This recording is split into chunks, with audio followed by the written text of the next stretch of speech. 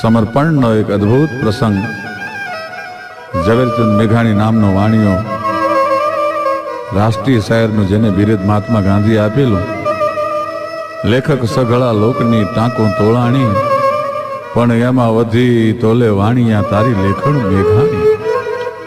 તારા કવિતા તણા બાપ અમે પીધેલા પાણી, પછી લાખો સરોવર લાગીયા અમને મોળા મેઘાણી. એની કલમે આલેખાણેલી ત્યાગ અને સમર્પણની એક અદ્ભુત ઘટના છે. રાષ્ટ્રભક્ત કેવો હોય, આશરો કેવો હોય,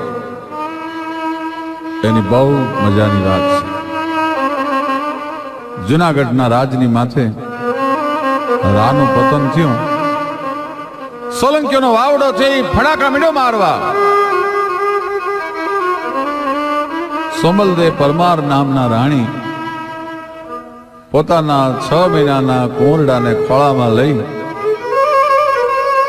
અને રાની વાહે પોતાને જવહર કરવા છે. રાની પાછળ પોતાને સતી થવું છે, પણ મારા 6 મહિનાના કોરડાને કોને હોપું, કોણ બચાવે, ક્યાં લઈ જાય?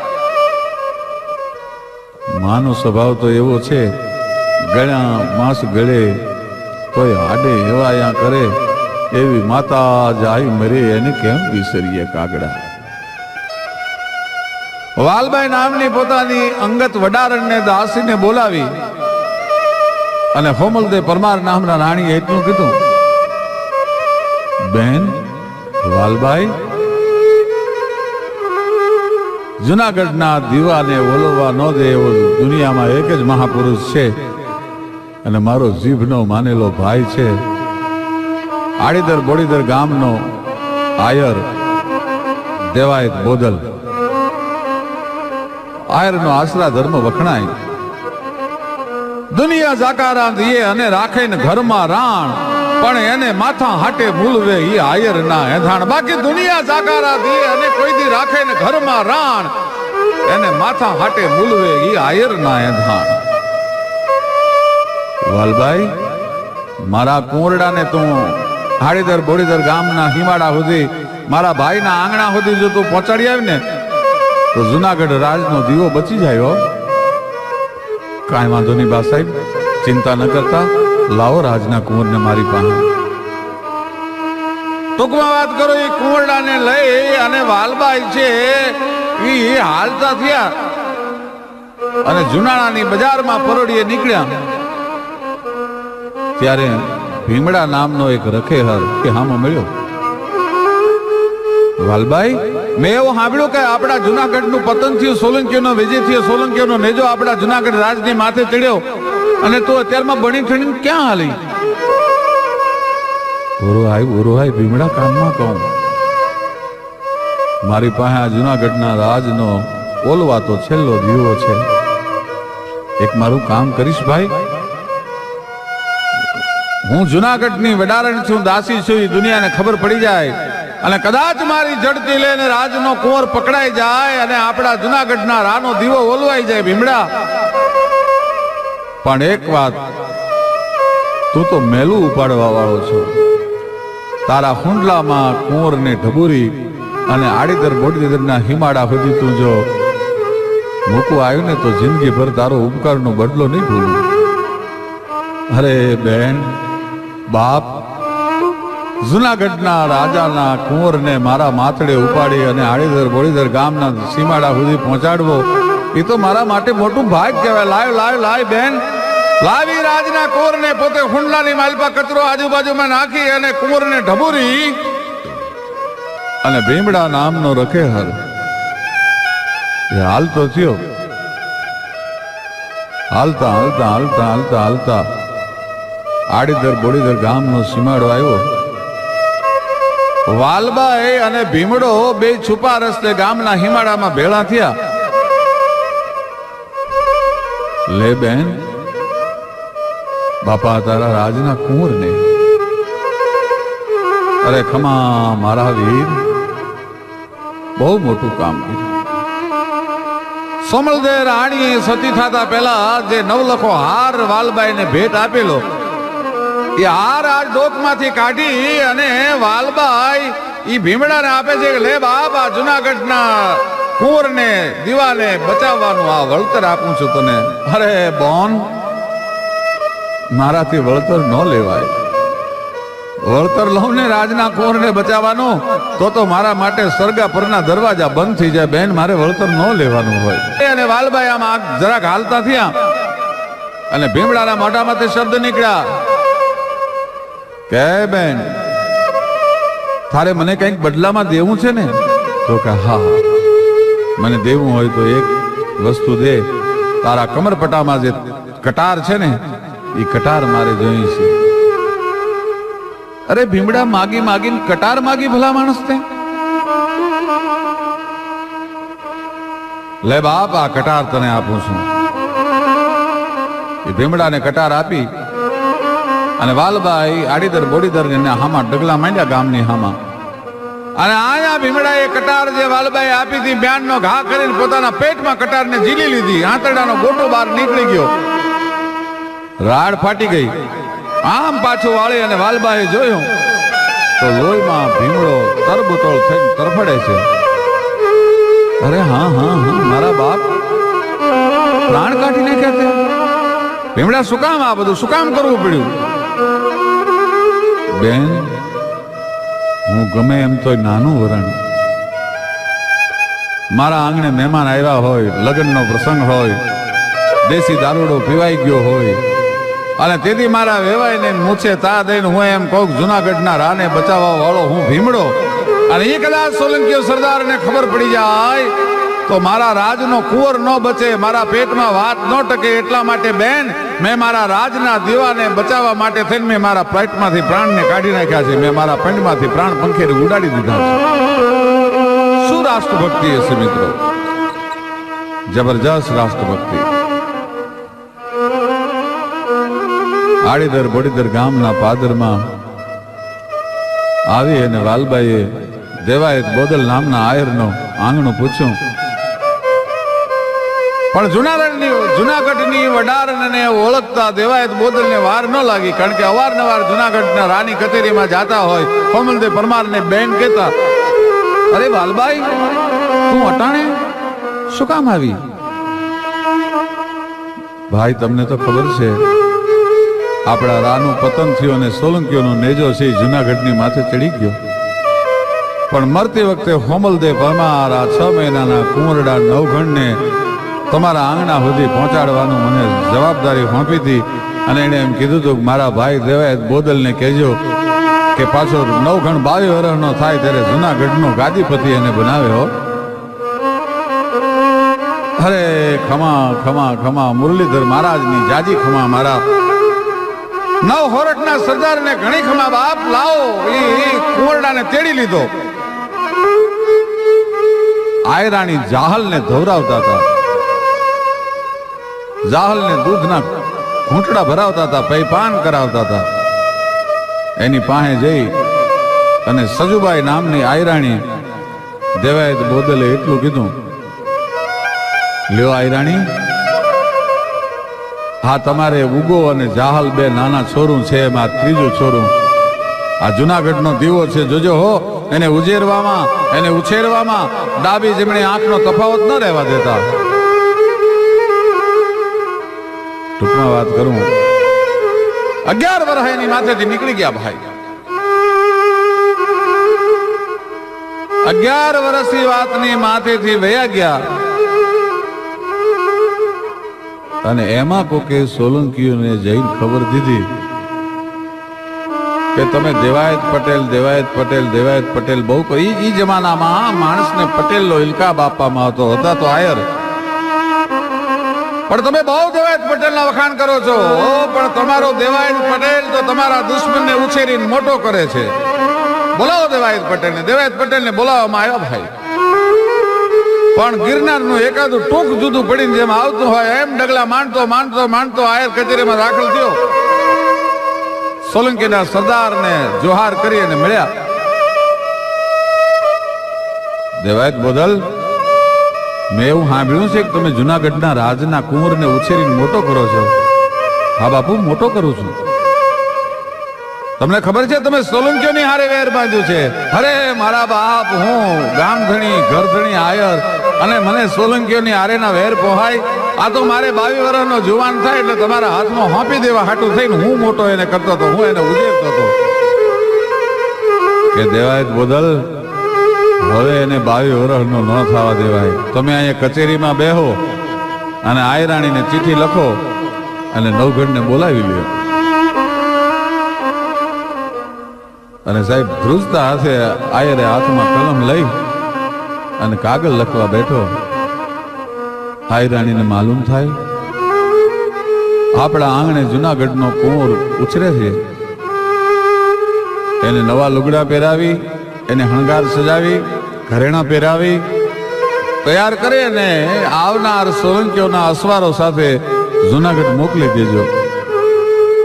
પણ કૌંસમાં તાજા કલમ કરીને જે લખે એમાં તા ક કરી અને દેવાયત બોધેલે લખ્યું આયરાણી રા રખતી વાત કરજે. એ રા રખતી વાત કરજે ખોરટની ભાષામાં સોલંકીઓ સમજી ન શકે.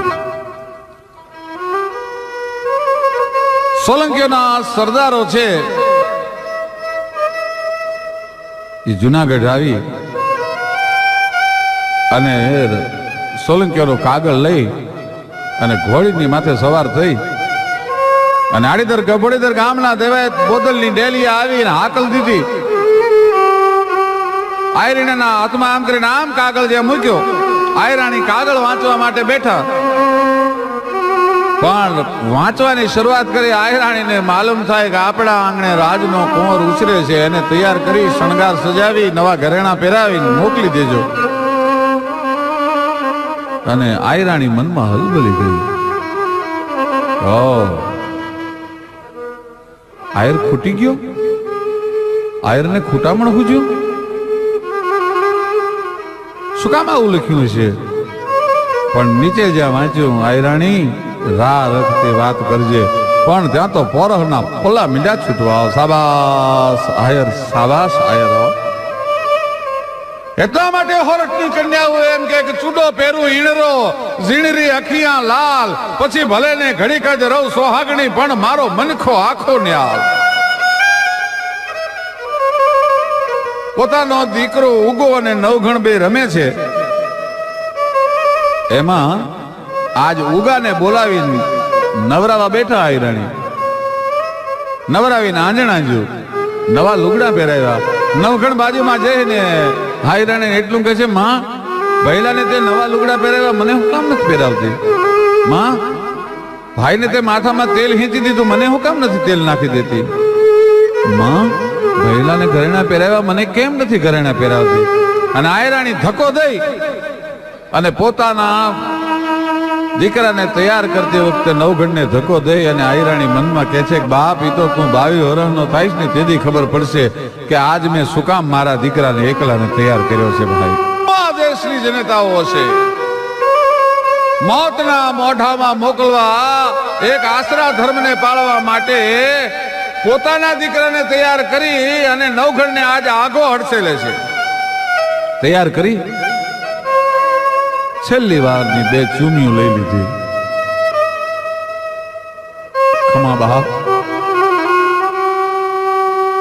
ભારત વર્ષમાં જ્યાં સુધી ત્યાગ ને સમર્પણનો ઇતિહાસ રહેશે મારા બાપ ઉગા, ત્યાં સુધી તને દુનિયા ભૂલશે નહીં. હો જા, આ તો સતિયાની કસોટી છે, આ તો ટેકીલાની કસોટી છે મારા બાપ. ઊણો ન ઉતરતો જો મારું ધાવણ થયું હોય તો. ઈ કાલી ગેલી ભાષામાં 11 વર્ષનો ઉગો કઈ સમજો ન સમજો ખબર નથી, પણ આયરને મનમાં ફડકો છે કે આયરાણી ક્યાંક નવઘણને તો નહીં મોકલી દે ને, આયરાણી ક્યાંક નવઘણને તો નહીં મોકલી દે ને. પણ ત્યાં સિપાહીઓ હાજર થયા, સોલંકીઓના નામ કરીને આમ જ્યાં કચેરીમાં દાખલ થયા અને આમ પોતાના દીકરાને ઉગાને શણગારીને તૈયાર થયેલો આવેલો જોયો. ત્યાં તો પોરહના પલ્લા મીંડા છૂટવા, અકલવંત નારી ની વાત કોઈ ઉતરે, તવડ મારો ધણી મૂછ તાણે ભાઈઓ. પોરહના પલ્લા મીંડા છૂટવા. સાબાસ આયરાણી, સાબાસ આયરાણી, સાબાસ આયરાણી. હૈયાની માલપાથી એમ કહેવાય છે મોજના તોરા મીંડા છૂટવા. દેવાયત બોદલ ભાળે એમ પોતાના દીકરાનું માથું સોલંકીએ વાટી લીધું. માથું ઉતારી લીધું, પણ તોય કાળમીન પથ્થરમાંથી બનાવ્યો હોય એવો દેવાયત બોદલ થડક્યો નહીં, રોયો નહીં. કોકે કીધું સોલંકીના સરદારને કે બાપુ, હા બોદલ તો એવો માણસ છે, દેવાયત તો એવો માણસ છે કે આશરા ધર્મ માટે તો પોતાના આખા કુળને કુરબાન કરી નાખે એવો છે. હા, નવઘણ નથી મર્યો, આ તો એનો દીકરો મર્યો છે. તો કે પરીક્ષા કેમ કરવી? તો કે આ તો ન થડકે, પણ એની માં છે એ દીકરાને મરતો નહીં જોઈ શકે. માને બોલાવો. આયરાણીને બોલાવવામાં આવ્યો ભાઈ. પણ છૂટા સાંભળા કેસ ધરા ઢળ કે રજપૂતીનો રંગ મુખે જળ કે. સડાપ સડાપ સડાપ સડપ ડગલા માંડતા એમ કહેવાય છે કે આયરાણી કચેરીમાં દાખલ થયા. પોતાના દીકરાના માથાને ધડથી અલગ થયેલું જોયું. પોતાના આહુડા પી ગઈ ભાઈ, અને મનોમન હોવારના લીધા. ખમા મારા બાપ ઉગા, ખમા તને હો. આહુડા પી ગઈ આયરાણી. કોકે કીધું કે આ એમ ન ધ્રુજે. જો નવઘણ મર્યો હોય તો એક કામ કરો, હજી પરીક્ષા લેવા માટે. શું કે એની આંખું કાઢી અને આ માને કયો કે એની આંખું, કુંવરની આંખું કચરીને વહી જાય તો આપણે માનવાનું કે નવઘણ મર્યો છે. અને એ વખતે જો કુંવરની આંખું કચરતી વખતે, પગની નીચે ચગતતી વખતે જો ધ્રુજી જાય તો માનવાનું કે એનો દીકરો મર્યો છે. શું આ દેશના સત્યાઓની પરીક્ષા કરીએ છે ભગવાને? કેટલા મહાપુરુષોની કેવી પરીક્ષામાંથી પાસ થવું પડતું હશે. જે સારા હોય છે એની દશા સારી નથી હોતી. પ્રભુ તારી કસોટીની પ્રથા સારી નથી હોતી, અને જે સારા હોય છે એની દશા સારી નથી હોતી. આંખોને કાઢી ભાઈ, એક ઘડીક માટે આંખ બંધ કરી લીધી. જગદંબાને મંડી પ્રાર્થના કરવા. ગાય ખોડિયાર, આય આવડ, આય નવલાખ લોબડી આવજો, આય ભગવતી માં આજ મને ભેરે રહેજો. અને વરઘોડિયા હંપુટિયાની માથે પગ દઈ અને જેમ વયા જાય એમ પોતાના એકના એક દીકરાની આંખોને કચરી અને આયરાણી વહી ગઈ. તો આયરાણીની આંખમાંથી ખાંડું આહુડું ન પડ્યું. શું આશરા ધર્મ હશે, શું રાષ્ટ્રભક્તિ છે. પણ ટૂંકમાં વાત કરું કે જાહલના જયારે લગ્ન લખ્યા ભાઈ, જાહલના લગ્ન લખ્યા અને 22,000 આયરોને ભેળા કરેલા, અને સોલંકીઓને દેવાયત બોદલે કેવરાવ્યો, અને તે દિવસે 22 વર્ષનો નવઘણ થઈ ગયેલો કે અમે નોતરું દેવા માટે આવીએ છીએ, અમારી દીકરીના લગ્ન છે. અને ચડાઈ કરી ભાઈઓ. પણ કિરપાણ મરદા કસી ગમર બદન બેડી બગતરા ભુજદંડ મેં ગઈ પ્રચંડ ભાલના તીર બરસી તોમરા હેમરા 9 લાખ હુકલે ખંત થી હરી ખોળવા નરપતિ સજીયો સેણ નવઘણ ધરા સિંધ ધમરોળવા ભાઈઓ. જુનાગઢની માથે ચડાઈ કરી, સોલંકીઓનું પતન કરી, અને નવઘણને દેવાયત બોદલે રાજ તિલક કર્યું. એ ખબર અહીંયા પોતાનો દીકરો જે વધેરી નાખ્યો છે એ દેવાયત બોદલની પત્ની આયરાણી આઈ જસુબાઈને ખબર પડ્યા. અને આઈ જસુબાઈએ કીધું કે બાપા હવે મારો પટારો ઉઘાડો. કાં માં? શું કામ? કે મારે મારા કાળા લુગડા લાવો. પણ કે દીકરીના લગ્ન છે ને મારી કાળા લુગડાને શું કરશો? કે 18 વર્ષથી મારા દીકરાના હૈયાના માલપા એના હોગને હંગરીને હું બેઠી છું. આજ મારે ઉગાના મરસિયા ગાવા છે, મારા કાળા લુગડા લાવો. અને નવઘણ જેથી ગાદીપતિ બન્યો, જાહલના લગ્ન વખતે આયરાણી લગ્ન ગીત ગાય, એને બદલે પોતાના દીકરાના હૈયામાં હંગરી રાખેલા હોગને પ્રગટ કરવા મરસિયા ઉપાડ્યા ભાઈ.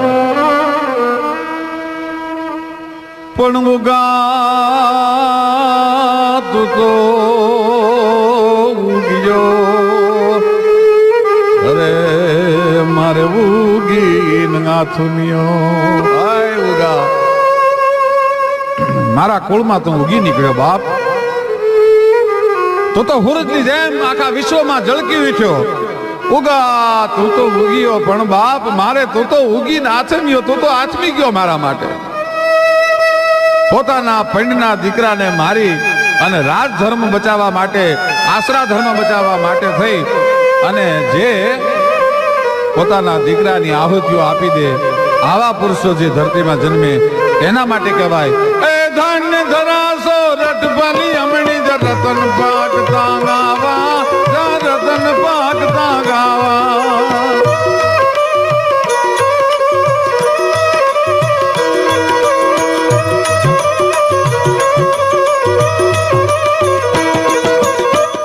મેલી મમતા કુટુંબ ઘર બાર ભૂલી ભાઈ દીદ મૃત ને નાથ, ભૂલી ભાઈ દીદ મૃત ને નાથ.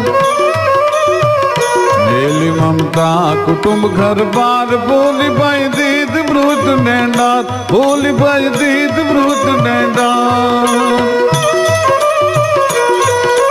ધન્ય ધરા હો રટ ભલી અમણી, ધન્ય ધરા ગુર્જર ભલી અમણી, રતન પાકતા ગાવા, જાવીરો પાકતા ગાવા. ભાન